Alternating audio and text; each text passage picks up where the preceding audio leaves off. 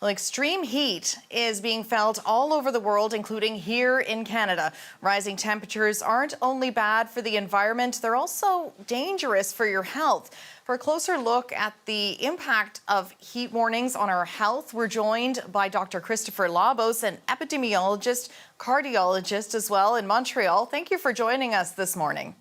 Oh, my pleasure. Thank you for having me.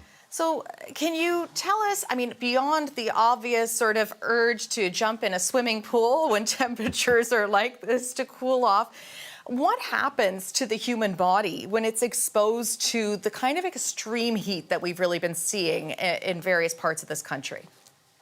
Well, nothing good, unfortunately. Now, during the early stages, your body is trying to compensate to maintain your core temperature at a normal level. So you use your usual mechanisms to maintain your body heat, the main one being sweating. But as that stops being useful, and especially at high humidity, our ability to lose heat by sweating is really impacted. You start trying to do other things, and your body starts shunting more blood closer to the surface of the skin so it can lose the heat that way. The problem becomes as you start doing more and more of that, in people who have pre-existing cardiovascular disease, who have other underlying medical problems, that means that you now have less blood available to perfuse your internal organs. And a lot of the medical issues that result from extreme heat really result from the fact of, one, impaired blood flow to these, key central organs, and also the fact that in the absence of sweating, and this is the problem with high humidity as well as high heat, you can't maintain a normal core temperature, and as your core temperature starts to go up, that starts affecting, proteins stop working properly, and that's when you start to get an impairment of neurological function. And so all these symptoms of heat stroke are usually a direct consequence of that. Yeah, what is the effect then on those bodily functions, the organs inside when this kind of thing happens?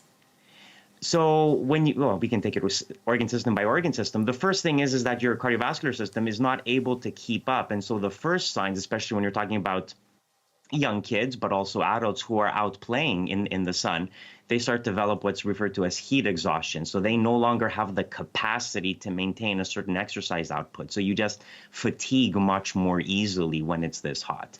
If you become dehydrated, that can start to affect your kidney function, which then starts its own vicious cycle.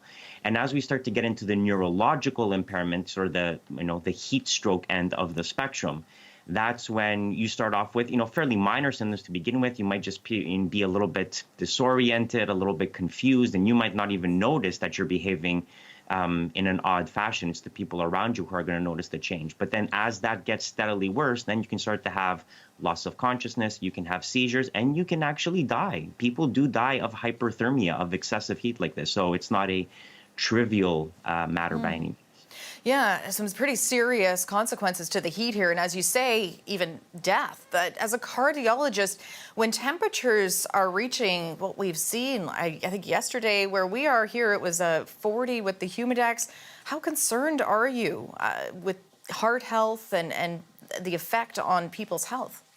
Well, very concerned. People die during heat strokes. During these heat waves. We sort of forget that because here's the problem is that, yes, the people who are greatest at risk are sort of the older, the more vulnerable, the people with pre-existing medical conditions. So, if you're watching this right now and you're in good health and you have no major problems, you might say to yourself, well, why do I need to care about this? Well, this affects a lot of people, even if it doesn't necessarily affect you in particular. And so this is a worry. And if we're going to have more and more of these heat spells, which it looks like we are, if this is going to be a regular feature of our summer months now, where we're going to have multiple days of high temperatures, that's going to put our most vulnerable people at risk. And we need to start thinking about that and either doing something about this climate change or making sure that people who live in long-term care homes, who live in older buildings, have the mechanisms in place to withstand the heat, because it's going to put a toll on their health. Thank you so much for laying out some of the risks and what to look for. We appreciate it.